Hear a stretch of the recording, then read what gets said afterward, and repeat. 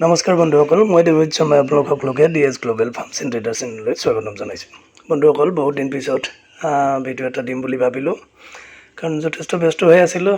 মই বহুত দিন ভিডিঅ' বনাব পৰা নাছিলোঁ, সেয়ে আজি ভাবিলোঁ এটা ভিডিঅ' দিওঁ আৰু সঁচাকৈ এটা বৰ গুৰুত্বপূৰ্ণ বিষয়, সেয়ে ভাবিলোঁ আপোনালোকক আজি এই বিষয়ে জনাওঁ। এই ছাগলীজনী দেখিছেনে?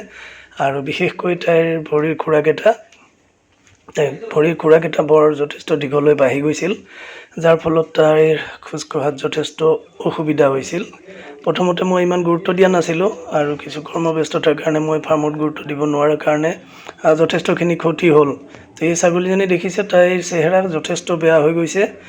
আৰু ইয়াৰ আগতে তাইৰ চেহেৰা চাওক কি সুন্দৰ আছিলে, কিন্তু হঠাৎ তাইৰ চেহেৰাৰ অৱনতি ঘটিল। আৰু দুখৰ কথা যে তাই প্ৰেগনেণ্ট আছিল আৰু দুটা খুব সুন্দৰ মেল পোৱালি তাই নষ্ট কৰিলে। পিছত আজি ভাবিলোঁ নাই, তাইৰ ট্ৰিটমেণ্ট কৰা যাওক।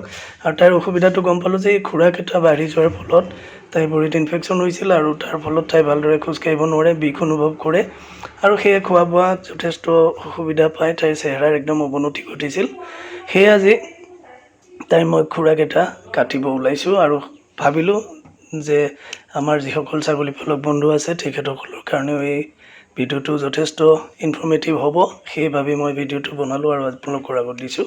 চাওক তাইৰ খোৰাটো কি ধৰণে বাঢ়ি গৈছিল, আৰু ভিতৰত কেনেকৈ লেতেৰা যিবোৰ গোবৰ বা বেলেগ বস্তুবোৰ সোমাই ভিতৰত ইনফেকশ্যন হোৱাৰ নিচিনা হৈ গৈছিল, যাৰ ফলত ছাগলীজনীয়ে যথেষ্ট বিষ অনুভৱ কৰিছিল। তাই কেঁকাই থাকে মানে বিষত, আৰু কাষটো চাওক কিমান দীঘলৈকে বাঢ়ি গৈছিল।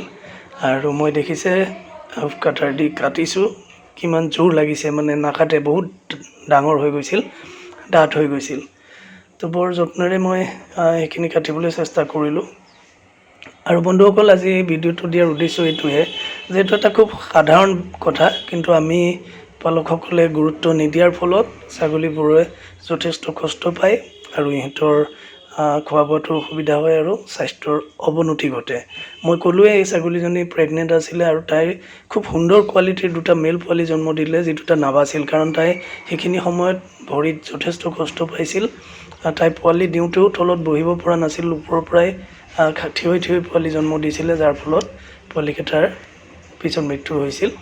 আৰু সেয়ে মই ভাবিলোঁ যে এই বিষয়টো আমি আমাৰ ছাগলী পালকসকলক অৱগত কৰোৱা ভাল হ'ব। আৰু ময়ো আজি প্ৰথমবাৰ নিজৰ হাতৰে এই ধৰণে খুৰ ট্ৰিমিং কৰিছোঁ, মই সমান কৰিছোঁ আৰু কাটিছোঁ। তো চাওকচোন কিমান দূৰলৈকে বাঢ়ি গৈছিল।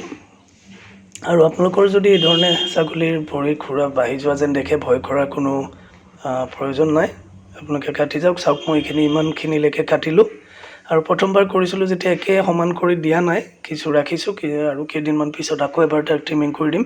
আৰু এতিয়া চাওক বন্ধুসকল, তাইৰ খুৰাটো কাটি দিয়াৰ পিছত কি সুন্দৰকৈ সমানে ভৰিকেইটা দিছে, আপোনালোকৰ দেখা পাইছে। আৰু এতিয়া খোজ কঢ়াটো তাইৰ কোনো অসুবিধা নাই। আশা কৰোঁ তাই খুব সোনকালে সুস্থ হৈ আহিব আৰু আগৰ চেহেৰা ঘূৰাই পাব। তো সেয়ে আজি এই কামটো মই কৰিলোঁ ৰাতিপুৱাই, আৰু ভাবিলোঁ মোৰ বন্ধু ছাগলী পালকসকলক এই বিষয়ে অৱগত কৰোঁ।